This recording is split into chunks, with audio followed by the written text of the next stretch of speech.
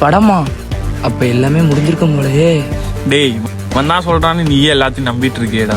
அதான்டா அவன் இப்படி டேய் சொல்லிட்டு சும்மா இருடா, நீ சொல்லு மச்சான். ஆமாடா மச்சான், நான் வேணாம் வேணாம்னு சொல்ற கேட்கவே முடிக்கிறேங்கடா, பயமா இருக்குடா. டேய் நடிக்காதடா, நல்லா என்ஜாய் பண்ற போலயே. டேய் இவன் பேச்ச போய் நீ என்ன பண்ற? நீ நாளைக்கு வரும்போது வீடியோ எடுத்து. வீடியோவா? டேய் நான் தான் சொன்னேன்ல, இவன் பேச்ச டேய் போய். நான் உனக்காகவே வீடியோ எடுத்து வரேன்டா.